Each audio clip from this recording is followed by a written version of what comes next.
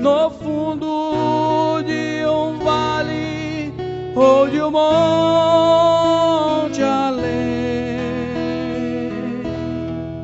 Seguirei, porque quisestes me salvar também, meu Deus. Sou pequeno, sou fraquinho, mas não deixo o seu caminho. Oh, meu Deus. Contigo, meu amigo, protetor e rei, seguirei por onde for, o seu amor me ampara. No fundo de um vale ou de um monte além, seguirei, porque quiseste me salvar também, meu Deus. Sou pequeno, sou fraquinho, mas não deixo o seu caminho. Oh, meu Deus.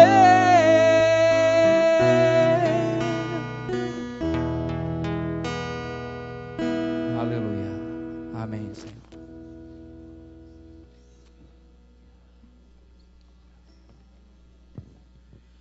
Muito bem, meus queridos, dando continuidade à nossa reunião, mas sabendo que ainda temos alguns ali no refeitório, porque em eventos desse tipo, irmão, sabe o que acontece?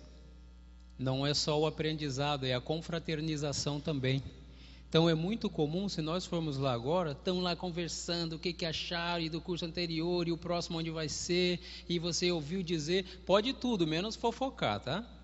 Mas se for assim, confraternizando, é benção. Pessoas que faziam tempo que não se viam, vêm e se encontram num trabalho assim, e aí eles ficam animados, e a gente põe alguém para cantar, igual o presbítero Mário cantou agora, para ver se o som, né? Ah, começou, né? Era para... mas acho que tinha que cantar outro hino pelo jeito, né? Tem mais alguém chegando, entende? Mas então agora nós estaremos dando continuidade, os irmãos estarão chegando em breve.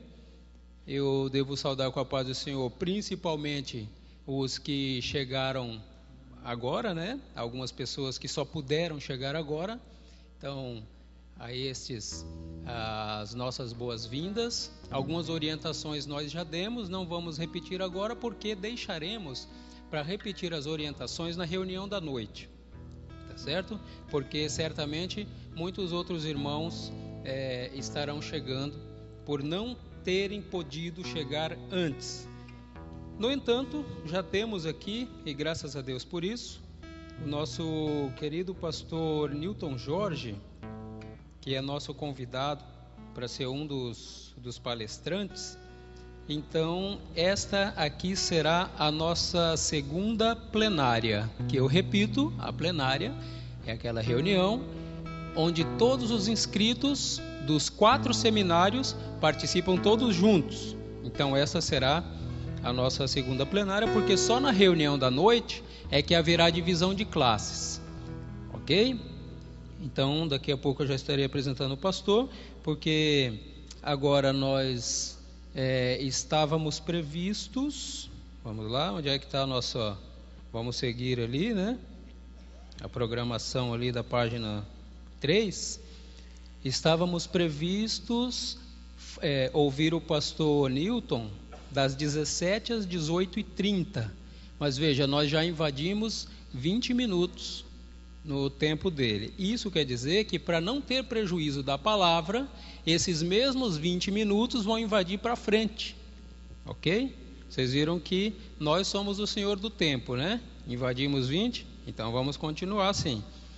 Então o pastor Newton terá sua fala aqui das 17h20 até às 18h50, que era 18h30, aumentamos 20 minutos. Então ele vai até 10 para as 7, tá certo? Para que ele tenha também o mesmo tempo que o outro preletor teve, e para que ele também tenha um tempo razoável para poder expor a sua mensagem, né? A reunião aqui, a primazia é a palavra, então nós não podemos sacrificar esse período. Dito isso, eu convido o pastor Newton Jorge a fazer a bondade de vir até aqui. Então eu estarei apresentando como fiz com o palestrante anterior e como farei com os outros 2 que nas plenárias de amanhã estarão aqui, né? À noite nós vamos nos reunir, farei uma apresentação breve deles, porque logo depois dos louvores do período devocional, né, à noite, então nós vamos dividir as classes, porque aí são temas específicos, tá? Mas primeiro nos reuniremos todos aqui, faremos um louvor juntos, uma oração, e aí cada qual seguirá para as suas salas.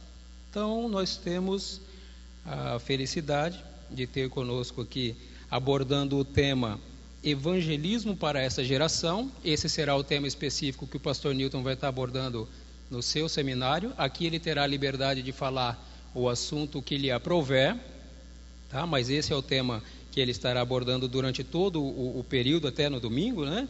Evangelismo para esta geração.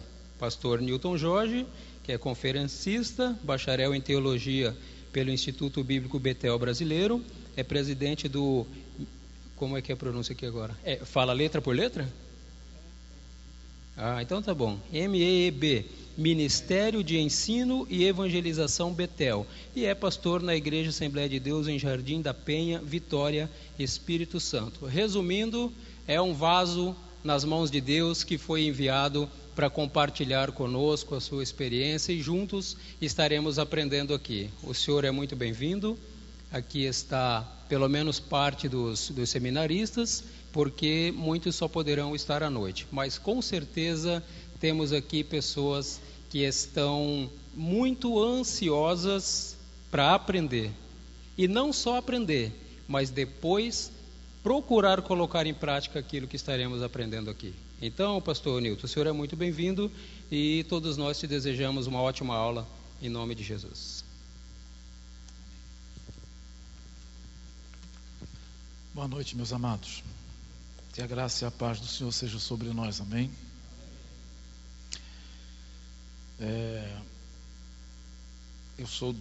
Estou em uma pequena cidade chamada Barra de São Francisco, que tem apenas 40 e alguns mil habitantes, uma cidade pequena diante daquela que eu estava em Vitória, E quando o pastor Marcondes ligou para nós, eu fiquei surpreso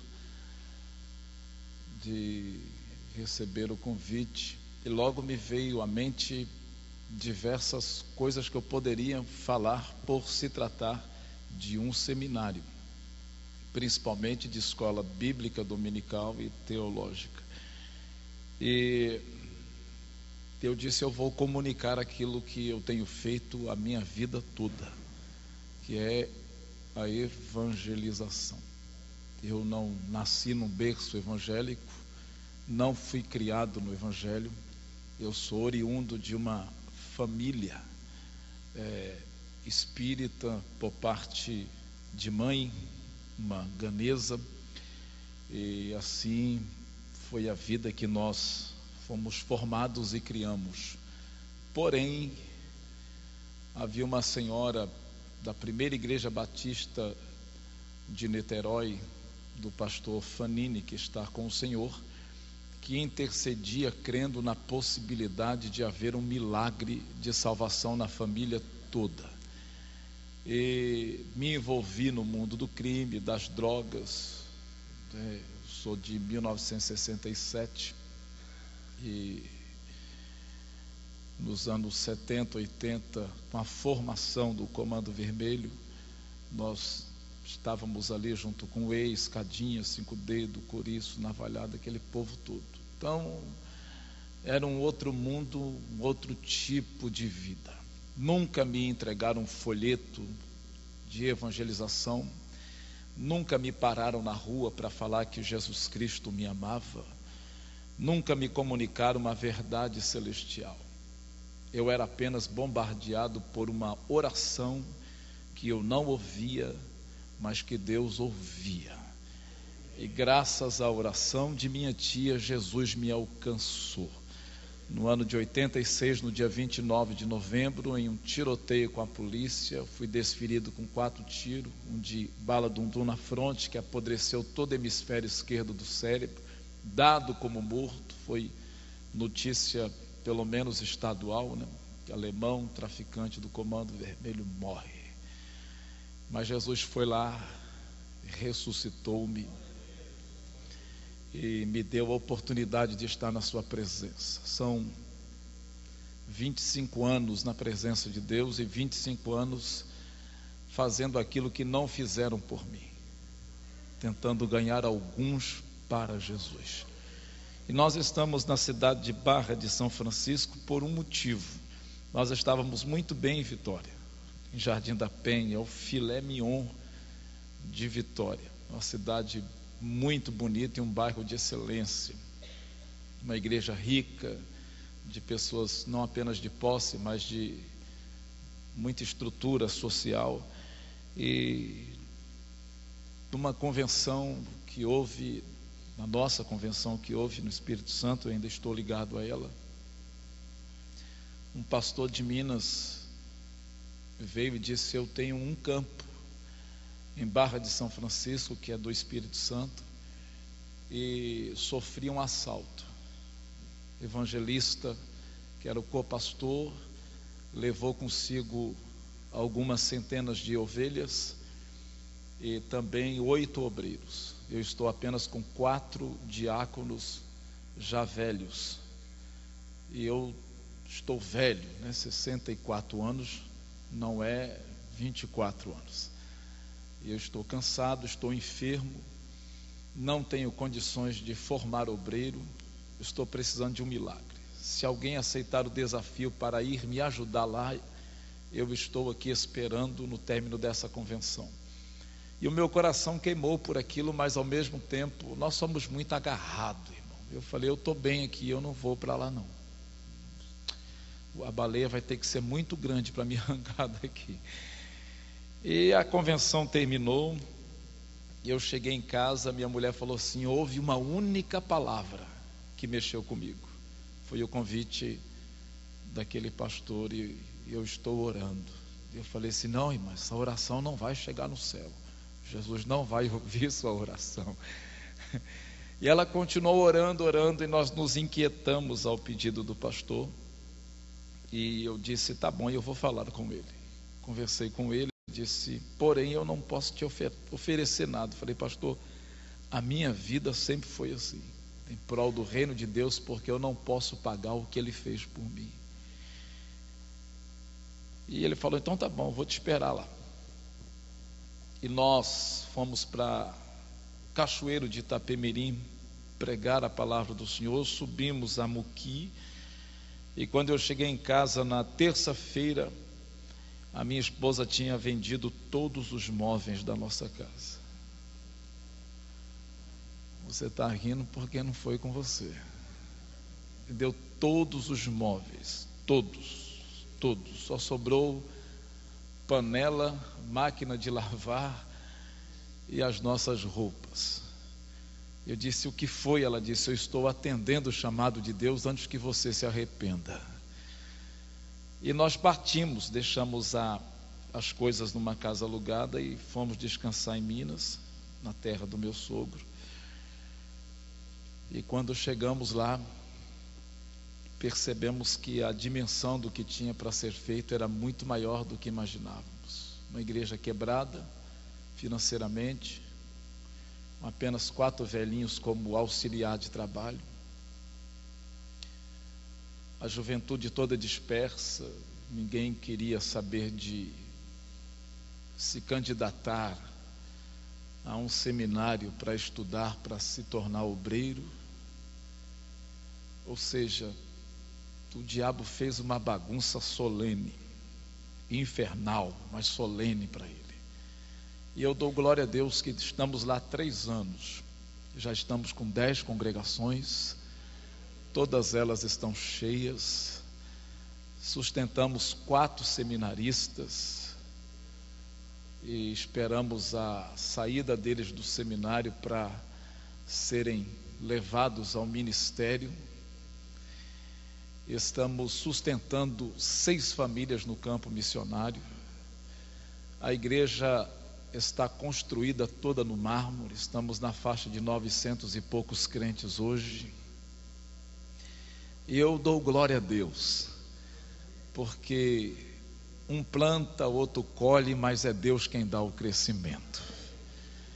Se não aplicarmos a evangelização, se não aplicarmos a uma metodologia missionária local, a igreja nunca vai crescer, a igreja nunca vai se expandir. A igreja não cresceu porque eu sou alguma coisa ou alguém lá é alguma coisa. A igreja cresceu porque Deus é muita coisa. E a igreja cresceu porque Deus achou corações interessados em evangelizar. Nós aproveitamos todas as oportunidades. Se há um jogo de futebol na cidade, o pastor é convidado para orar.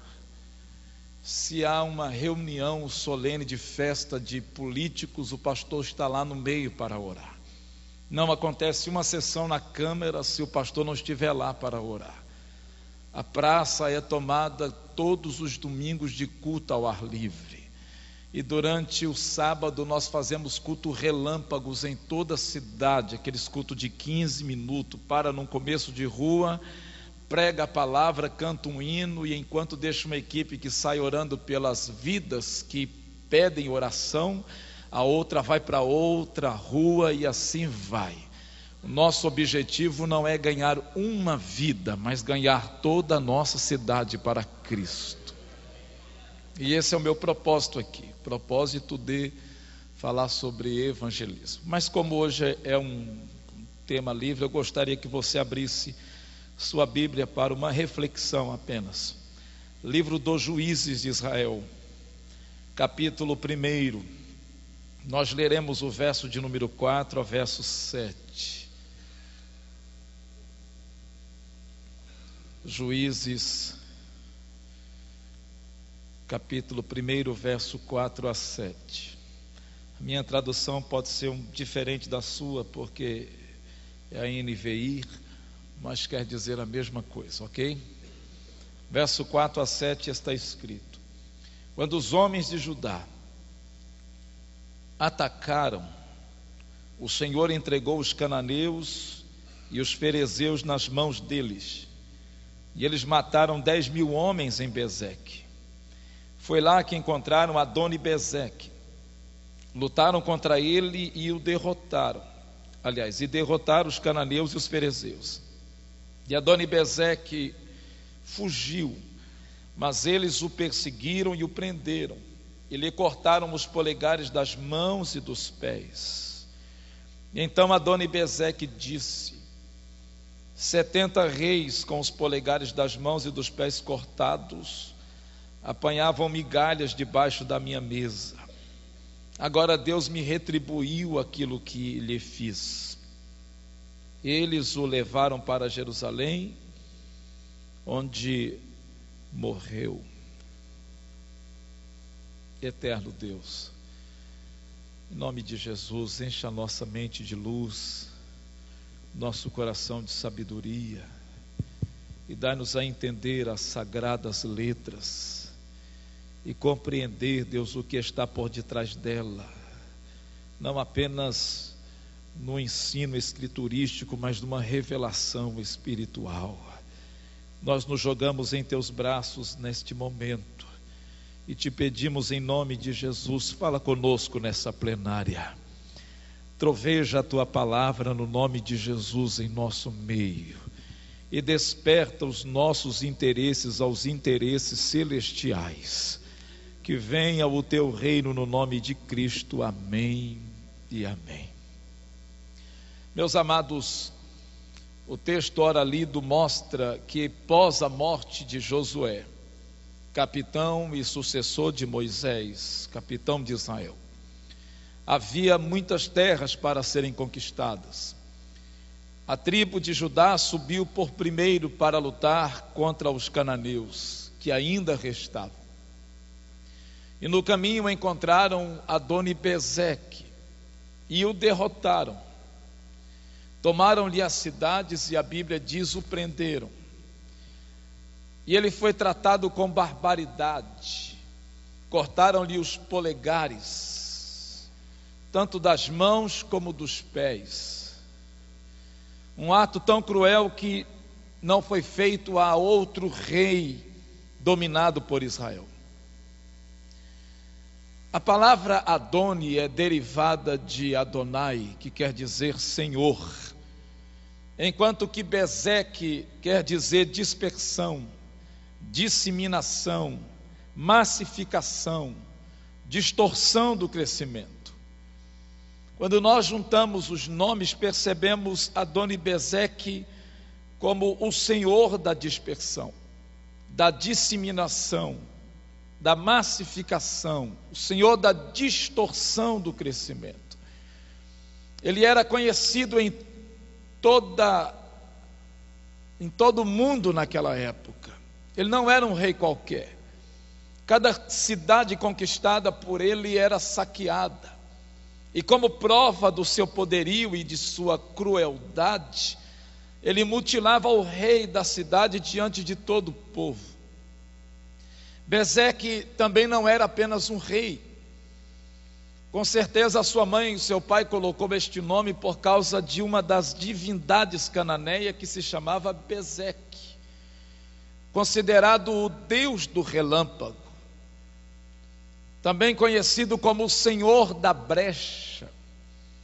Adoni-Bezeque era rei de Canaã.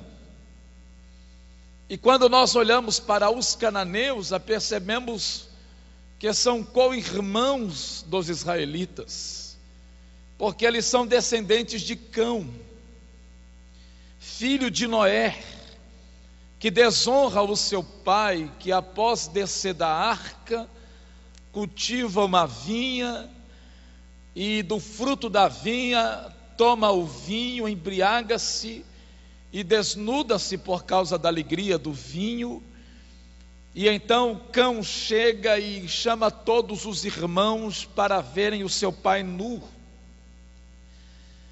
O homem que desonra o pai passa para toda a geração seguinte e para todos aqueles que herdaram essa hereditariedade,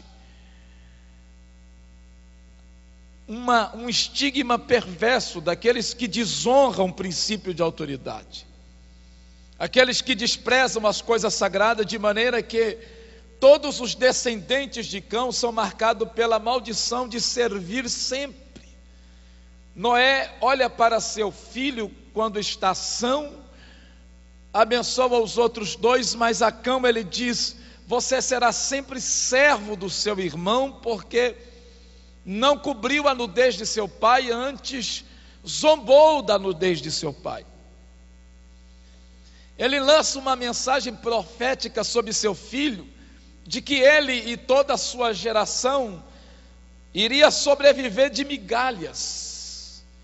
E por detrás dessa atitude de Adoni-Bezeque, nós percebemos uma forte palavra de profecia, de alguém que quer mudar o curso da história, mas sem o auxílio de Deus, que quer mudar na força, que quer deixar de servir para ser senhor, que quer deixar de ser escravo para ser soberano, mas impondo, matando, ferindo, mutilando.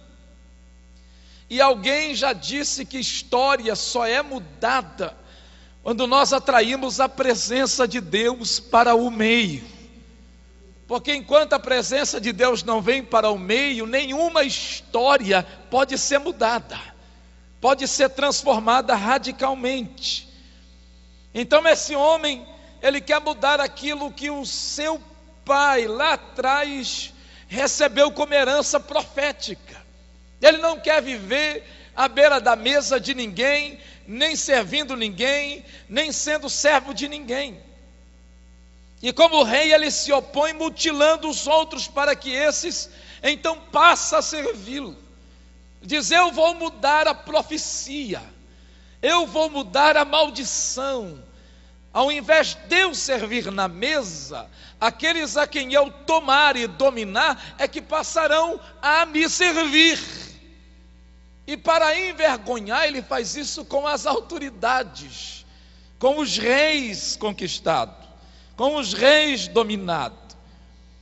A Bíblia diz que ele fez com 70 reis, com que eles vivessem como cães à sua mesa, sem os polegares dos pés e das mãos, amarrado à beira da mesa, comendo de migalha. Isso passa por ele, atravessa toda a conquista israelita em Canaã, os seus parentes se dispersam. Aí a Bíblia diz: na plenitude do tempo Deus enviou Jesus. E um dia Jesus acaba de fazer maravilhas, está indo para a sua casa, e por detrás dele vem uma senhora gritando, pedindo auxílio para que ele expulsasse os demônios de sua filha, que estava terrivelmente perturbada. E aquela mulher grita de tal maneira que os discípulos dizem: atende ela, porque ela está causando escândalo.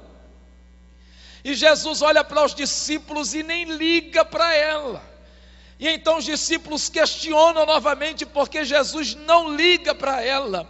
E Jesus lembra da profecia de Noé, lembra da ação de Adoni-Bezeque, lembra que sobre Cão havia uma maldição, e Jesus disse: sobre cananeu já basta o que foi dito, eu não vou tirar os pães dos filhos para lançá-lo aos cachorrinhos.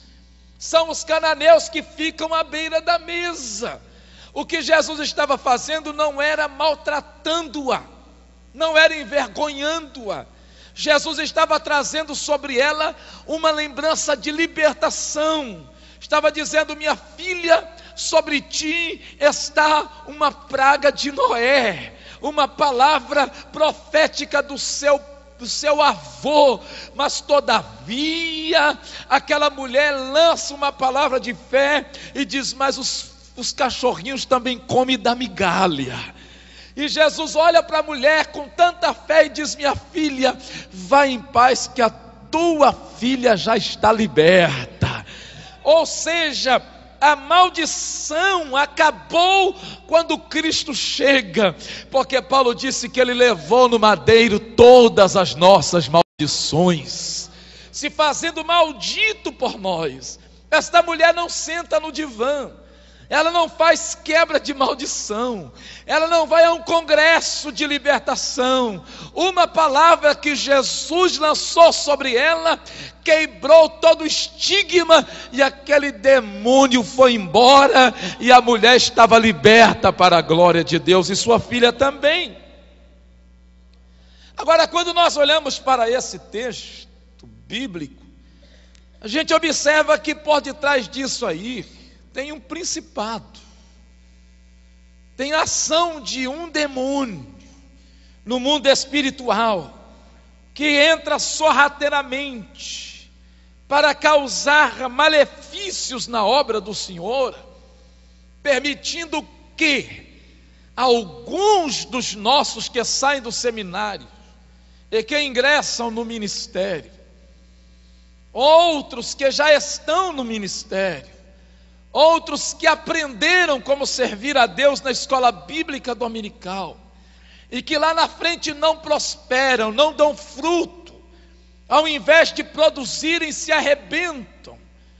Nós percebemos que por detrás disso existe um Adoni-Bezeque mutilando os polegares. E como nós temos hoje em dia pessoas na igreja com os polegares arrebentados, mutilados.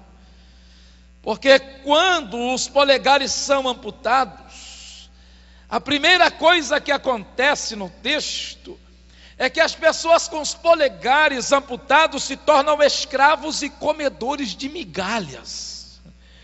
A Bíblia nos ensina que nós somos um reino de reis e de sacerdotes. A Bíblia diz que assim como nós morremos com Cristo, com Ele reinaremos. E Paulo disse que nós reinamos em vida. A Bíblia nos coloca numa posição de acima de todo principado e potestade, assentado com Cristo nas regiões celestiais. Agora entenda, meu amado, aqueles 70 homens eram reis, mas haviam sido castrados e subjugados. Quanta gente com potencial na igreja, mas que se tornaram encoleirados e passivos. Mesa para o judeu é sinônimo de altar, é sinônimo de intimidade.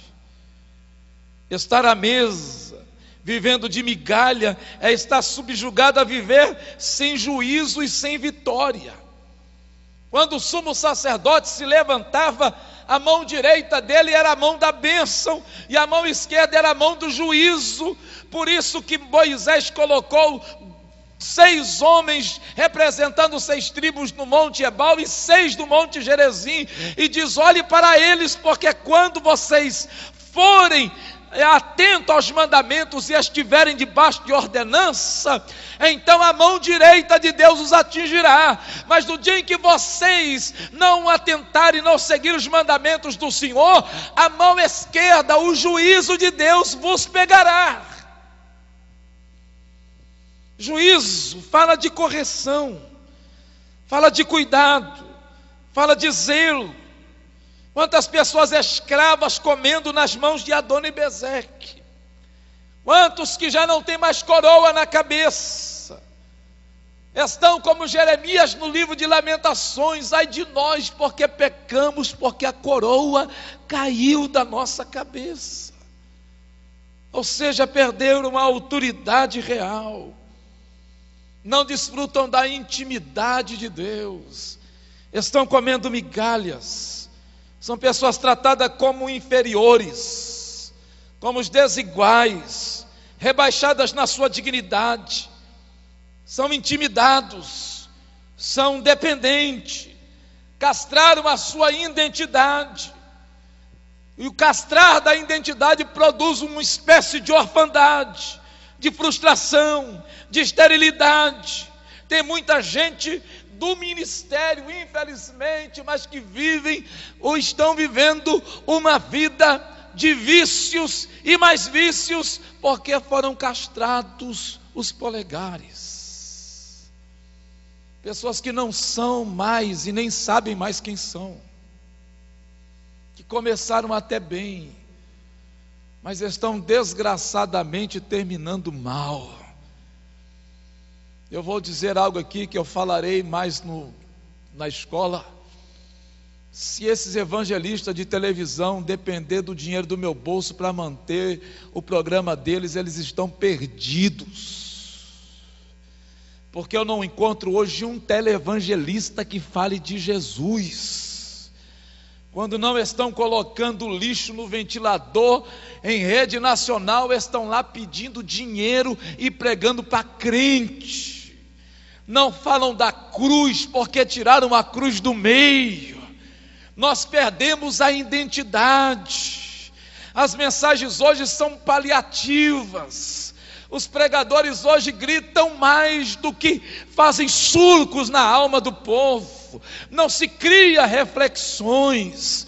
Os nossos teólogos estão liberais demais da conta, como diz o mineiro. Nós perdemos a ponta do cipó. O evangelho hoje é o evangelho da barganha. O evangelho hoje é o evangelho do mercado, da mercadejar tudo, barateando o que Jesus pagou com preço de sangue na cruz, porque perdemos a identidade. Perdemos a identidade. As pessoas saem do seminário pensando em ser famosos pregadores. Ninguém canta um hino para exaltar a Deus, mas canta para se tornar um cantor gospel do bolso cheio. Perdemos a identidade. Perdemos a identidade, irmão. A coroa caiu da cabeça tem muito tempo. Ao invés de tornarmos uma agência do reino, nos tornamos uma agência de políticos. Uma agência de político, é uma vergonha, um câncer instaurado. Eu tenho medo quando as agências missionárias dizem que daqui a 2020, 2024, o Brasil terá 50% de evangelho. Eu tenho preocupado com isso, porque seremos novamente uma Europa ou uma América do Norte de pregadores famosos, mas hereges e de crentes frustrados e cheios de vergonha por causa das coisas ocultas, escondidas, porque perdemos a identidade. A coroa caiu da cabeça. Ah, meu Deus, eu olho para o tipo de evangelho que eu conheci e eu fico dizendo: volta logo, Jesus. Volta logo, Jesus. Volta logo, Jesus. Irmãos, eu ando por esse Brasil todo, e às vezes em meio a uma programação a gente encontra os pregadores saindo e cantores saindo do hotel para ir para a balada, para gastar o suado dinheirinho que você dá para ele como oferta com prostitutas. Homens que bebem, e se eu fosse falar nome que vocês ficariam com a mão na boca. Perdemos a identidade, não sabemos mais quem fala no altar, não sabemos mais quem canta, porque estão todos encapados com um senso de religiosidade. Perdemos a identidade, os heróis estão caindo, estão castrando, estão arrancando os polegares, mas que o Senhor Jesus nos guarde. Que o Senhor Jesus tenha misericórdia de nós. Aleluia. Enquanto Adonibezeque reinava, ele dizia: rei, não fica com o polegar, rei, perde o polegar. Mas Jesus veio a esta terra, assentou-se à mesa com aquela senhora e diz: de hoje em diante tu não come migalha, de hoje em diante você vai sentar na mesa, você vai alimentar do pão que os filhos comem.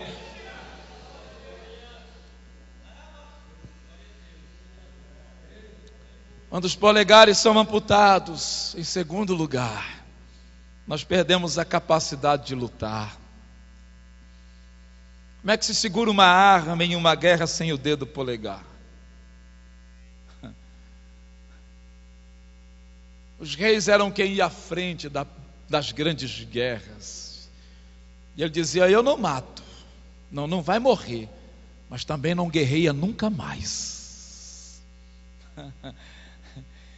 Não vai morrer, mas pegar no escudo, pegar numa espada, numa lança, nunca mais. Perde a capacidade de guerrear. Inconstância e fraqueza ministerial. Perde a capacidade de manejar arma, arco, flecha. Eu estou por aqui, irmão, de comida enlatada. Eu não sei vocês, mas eu sou... Eu tenho 10 congregações para pregar quase todo dia na roça. E eu não mudo o tom para falar, não. É como se eu estivesse pregando para a multidão. E às vezes tem 5 ouvindo e o povo diz: pastor, que mensagem, isso era para a multidão. Eu falo: não, essa mensagem era para você, irmão. Esse sermão que eu estou pregando aqui, quando eu chegar lá dentro do hotel, eu vou rasgá-lo e eu vou jogar fora. Por quê? Porque ele já não serve mais. Eu tenho que ler, eu tenho que comer, eu tenho que buscar, eu tenho que cavar.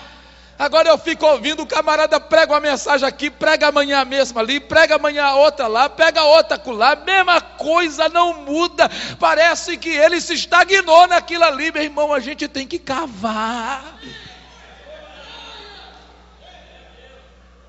tem que buscar. Eu estava olhando para o pastor Lécio, né? Eu ganhei um livro dele há alguns anos atrás. Eu falei com ele hoje lá no aeroporto, quando nós descemos. Eu reconheci, falei: pastor, eu vou confessar um segredo aqui para o senhor. Eu tenho 2 DVD lá que é uma mensagem assim tremenda. Ele diz: é mesmo, irmão? Eu falei: é, pastor, são mensagens do senhor. Ele falou: como? Eu falei assim: o senhor, há alguns anos atrás, escreveu um livro sobre Jonas. E ele chegou na minha mão e eu falei: mas que livro! E eu comi aquele livro e tirei um monte de sermões daquele livro, e 2 sermões eu consegui gravar uma mensagem, e poderosa. Aí as pessoas vêm e dizem assim: pastor, que mensagem boa. Eu falo assim: não é minha não, irmão, é do pastor Lécio. Eu só enfeitei o pavão, mas o conteúdo é dele. Só enfeitei o pavão, derramei óleo naquilo ali em oração, e busquei novos argumentos, e vamos lá, Jesus tem que salvar almas. Mas os pregadores de hoje não leem, e os que leem são dados como os metódicos, como os gelados, como os tradicionais. Se você vem com um sermão pronto, eles dizem assim: isso aí é enlatado, isso aí não sai do vidrinho. Está faltando conteúdo, irmão, porque os polegares foram amputados, já não se sabe mais manusear a arma. Já não se tem mais tempo para sentar e comer e ler e examinar e absorver e encher o espírito e anotar e buscar mais orientação. Já não se tem mais tempo para isso. O mundo é corrido. Hoje tem a internet, você entra lá, site do pastor Hernandes Dias Lopes, e arranca sermão pronto. Entra no outro site, arranca sermões pronto, e você vai pregando essas mensagens enlatadas, e Deus dizendo: como eu queria dar uma revelação para ele, mas o dedo dele foi cortado. A espada já caiu tem muito tempo. Ele está como Geazi, usando o bordão do outro, porque o bordão dele não funciona. Ele está como Geazi, usando as palavras do profeta, porque ele mesmo não tem palavra para entregar. Mas eu creio que Deus vai levantar uma geração nova. uma geração que saiba manusear a Bíblia Sagrada, que leia isso aqui porque ama. Quando eu estava no hospital, pronto para receber a amputação das pernas, pronto para receber uma raspagem cerebral por causa de aquele acontecido, uma missionária da Suécia, que estava visitando a primeira igreja batista de Niterói, trouxe a Bíblia. E ela veio e me deu a Bíblia, o meu primeiro exemplar. E ela disse: aqui está a Bíblia. Eu li aquilo. Imagine, carioca já é cheio de gíria. Eu não sou carioca, eu sou paranaense, mas fui criado lá. Imagine, ele por si só já é cheio de gíria. Imagine malandro. Aí eu li aquilo ali, eu ficava viajando, eu dizia: caraca, isso aconteceu mesmo. E tinha um rapaz do meu lado, ele dizia: você endoidou. E era noite, dia e noite, olhando para ele, ficando assombrado com as coisas da Bíblia. E quando eu fui curado, saí dali, fui cumprir a minha pena, a única coisa que eu agarrei foi a Bíblia. Eu saí diante do juiz com a Bíblia no peito, e ele dizia: é mais um que está escondendo atrás da Bíblia. Eu disse: estou mesmo, porque esse livro é bom demais. Foram dias e mais dias, anos e mais anos, intenso. Às vezes eu estava sozinho na cela, com a vela acesa, lendo a Bíblia, e não parava de ler a Bíblia, e até hoje eu não paro de ler a Bíblia. São 25 anos como crente, mas 30 vezes a leitura da Bíblia toda, porque a Bíblia é a minha fonte de inspiração. Ai de mim se não tiver essa arma, ai de mim se não manuseá-la. Estou lendo este ano pela 31ª vez, e parece que eu não li nada. Aí eu fico olhando esses meninos,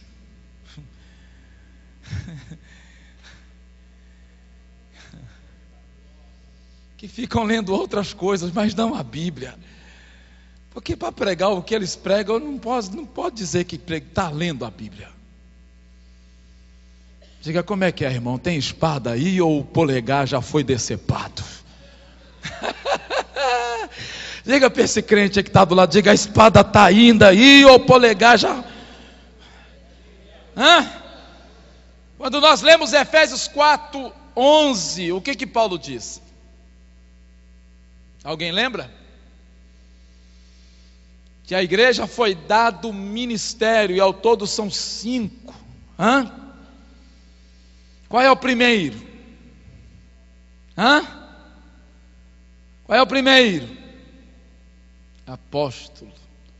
Segundo, profeta. Terceiro, evangelista. O quarto, pastor. O quinto, mestre. Agora veja bem, mestre é o que sabe todos e é o menor de todos. É o menor porque vai aonde ninguém pode ir. Consegue limpar o que os outros não limpam.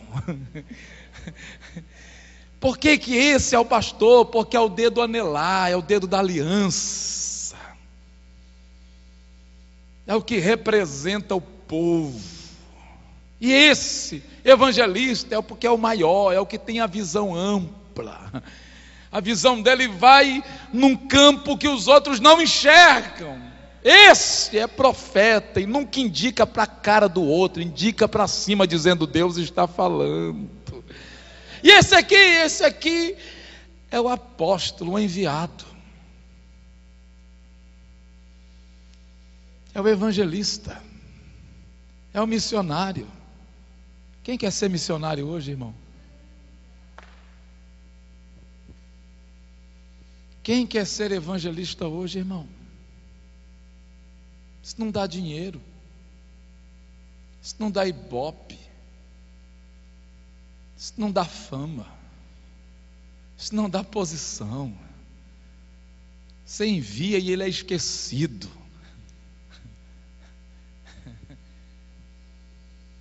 Estão querendo decepar o polegar. Mas a igreja do arrebatamento não é uma igreja castrada, é uma igreja completa. É uma igreja completa. Ai de nós se não houver um ministério de evangelização. Ai de nós se não houver um ministério de missões. Ai de nós se não houvesse 2 homens que tivessem chegado aqui, antes deles outros. Ai de nós. Ofício sacerdotal, o polegar tem um significado relevante. Primeiro, porque é ponto de contato de redenção, para ungir com sangue. E o sangue dá unção, o sangue do óleo. Êxodo 29, 20, há uma ordem que deveriam imolar o carneiro, tomar do sangue, pôr sobre a ponta da orelha direita do sacerdote Arão. Sobre a ponta direita da orelha dos seus filhos, sobre o polegar de suas mãos e sobre o polegar de seus pés. Essa era a unção. Derramava óleo sobre a cabeça dele, que escorria sobre a barba e sobre as vestes.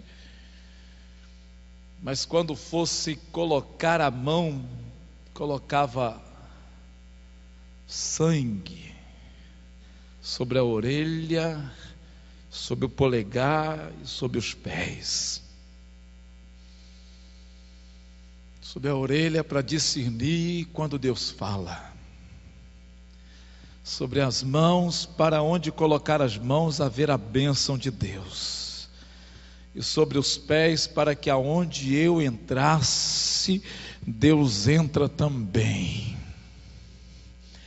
Por isso eu venho aqui nessa noite, em nome de Jesus, dizer que ninguém vai tocar nos seus polegares, porque o sangue de Jesus já foi derramado para cobrir a sua vida, inclusive os seus polegares.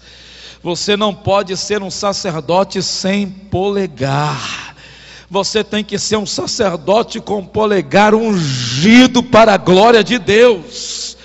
O polegar da mão fala da bênção, mas o polegar inferior dos pés fala da agilidade. Sem o polegar dos pés torna-se lento, sem o polegar dos pés torna-se instável, sem o polegar dos pés ninguém anda na bênção. Você anda muito não, você anda pouco, se você correr você cai. Por que arrancaram os polegares? A metragem deles era só a beira da mesa, dando volta, nunca saía da beira da mesa, porque os polegares estavam castrados. Tem gente que não cresce, tem gente que não prospera, não progride ministerialmente, não sai da estaca zero. Por quê? Porque está sempre à beira da mesa, os polegares foram castrados. Jesus não quer que você fique rodeando sem foco. Ele quer que você tenha direção na vida, no nome de Jesus. Em último lugar, quando os polegares são amputados, nós perdemos o equilíbrio no caminhar. Por que cortou os polegares? Porque se corresse, caía. Fica aí na mesa. E se tentar escapar, não vai muito longe, cai e a gente pega. Polegar inferior é o dedo mais forte e estabiliza o caminhar. Quem não tem equilíbrio no caminhar não chega a lugar nenhum. Quem não tem equilíbrio no caminhar fica sempre no meio do caminho. Quem não tem equilíbrio no caminhar é porque perdeu o sustento, o que estabilizava. E o que é que estabiliza o crente? Hebreus 6,19 diz que nós temos a esperança como âncora da alma, segura, firme, e que penetra até o véu, ao interior do véu. O que é uma âncora? É o que dá estabilidade, é o que firma. E o que é âncora para nós, além da esperança? O que é que estabiliza? A palavra de Deus. O que é que estabiliza? A fé. O que é que estabiliza? A esperança daquele que prometeu, é fiel nas promessas para cumprir. O que é que estabiliza? A graça de Deus estabiliza. Quando nós perdemos a palavra, a fé, a esperança e a graça de Deus, é porque os polegares já foram cortados. Não tem equilíbrio, não consegue caminhar, está sempre um dia lá e outro dia cá. Meu irmão, eu não sou melhor do que ninguém, mas do mesmo jeito que Jesus me chamou, eu estou até hoje para a glória de Deus. Aí eu fico olhando algumas pessoas com aquele sentimento de gangorra, aquele sentimento de esquisitices, é porque não foi tratado, não foi curado, não foi mexido, não foi moldado, não desceu a olaria, não deixou Deus arrancar os vícios, não deixou Deus tirar algumas coisas que está aí dentro, é porque não leu, não comeu, não procurou um discipulado. Quando você tem alguém do seu lado, os seus polegares são protegidos. E aí a gente vê isso. Versículo 3 diz o seguinte: então os homens de Judá disseram aos seus irmãos de Simeão: venham conosco ao território que nos foi designado por sorteio e lutemos contra os cananeus. Iremos com vocês para o território que lhes foi dado. E os homens de Simeão foram com eles. Ninguém vence Adoni-Bezeque sozinho. Você precisa de alguém. Quando eu aceitei a Jesus, o pastor Gesiel Gomes estava no auge. Eu morava longe da Ilha do Governador, mas todo culto de doutrina eu estava lá.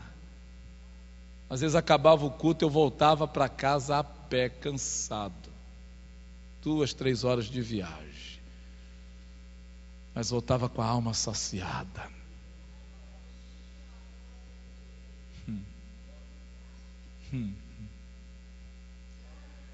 Os meus melhores cultos eram cultos quando o pastor falecido Valdir Bícegos, Bernard Johnson. Eu vim dessa raiz aí, desse povo. E no dia em que Deus falou comigo: eu vou fazer de você um pregador, você vai ser levantado como pastora. Na época eu era batista, brasileiro, tradicional.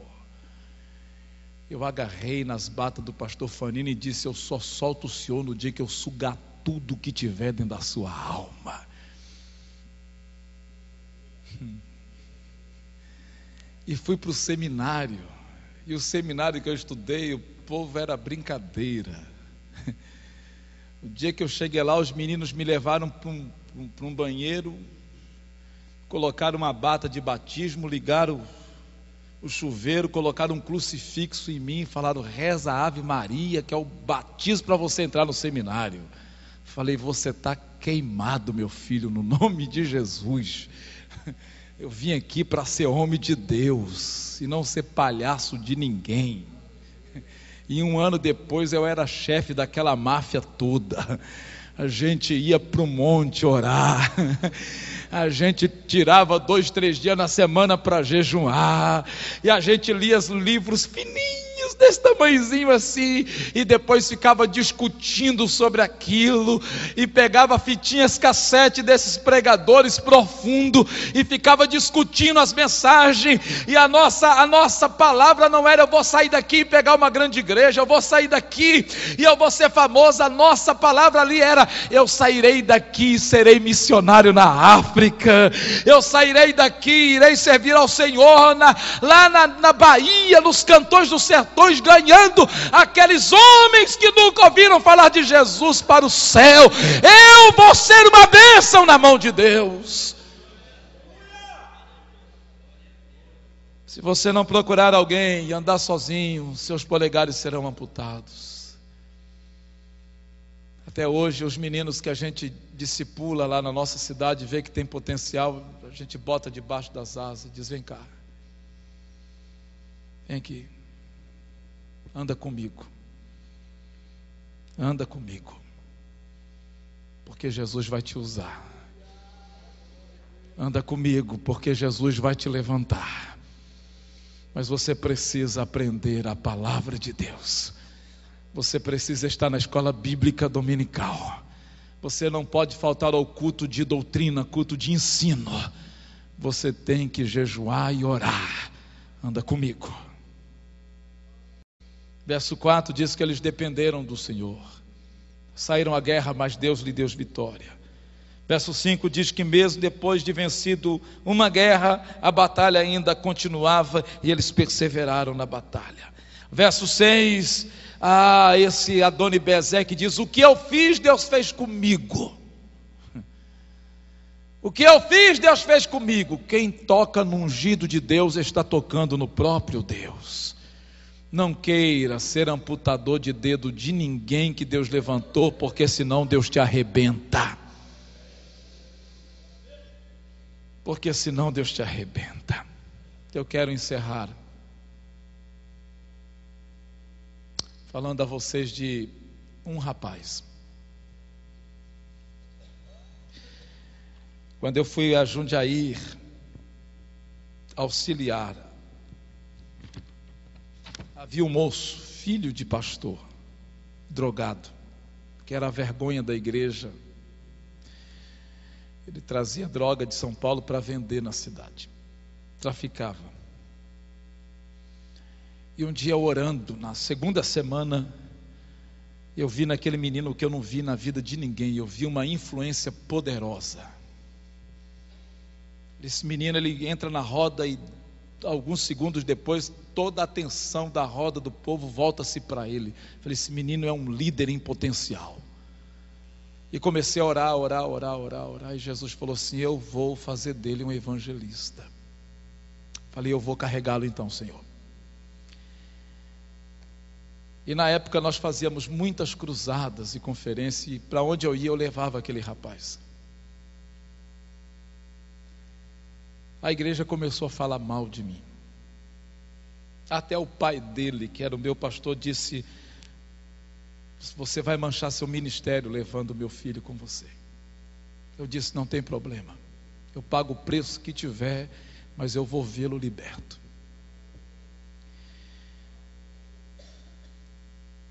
Ele ia comigo para os congressos, e eu avisava os pastores, dizia: eu estou levando um rapaz que está em estado de libertação, e eu estou discipulando ele. E ele levava maconha na bolsa. Enquanto eu estava pregando, ele dava uma volta para fumar um baseado dele. Aí no final do culto ele voltava para me ajudar a vender o material, e a gente vendia tudo, porque ele voltava doidão, os olhos vermelhos, os irmãos ficavam com medo e comprava tudo. Era uma bênção. Quando eu percebia que ele não estava, eu já sabia, ele está usando droga. Ele voltava, eu abraçava, dizia: aí, ele dizia: tudo bem. Eu falava: não está bem, mas vai ficar bem, porque um dia Jesus vai entrar no seu coração e você vai ver o que é sentir a glória dele.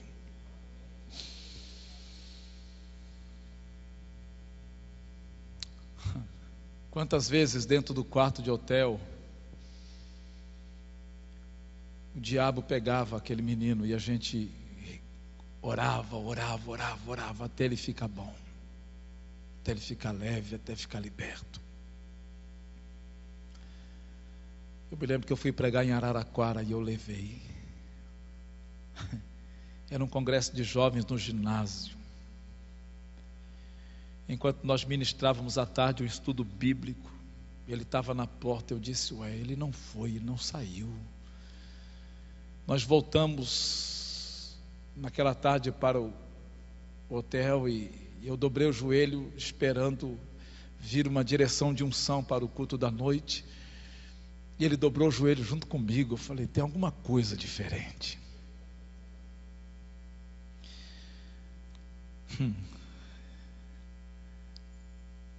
Quando foi à noite, aquele menino sumiu. Eu falei assim: oh meu Deus, eu tinha tanta esperança e me frustrei. Acho que não tem jeito para o Márcio não. Daqui a pouco Antes do final do culto, aquele menino me aparece com uns 15 rapazes de um bairro de Araraquara, todos doidos, tudo tatuado, os caras malignos, e entraram dentro do ginásio, e ele foi arrumando cadeira enquanto eu pregava, e ele foi botando o povo para sentar. No término da mensagem, aqueles meninos vieram tudo para frente. Enquanto eu pregava ali, ele estava lá na favela falando de Jesus para aqueles rapazes. E antes daqueles rapazes aceitarem a Jesus lá na frente, já tinham aceitado Jesus com ele. Naquela mesma noite, o Espírito de Deus veio sobre o Márcio e o batizou com fogo.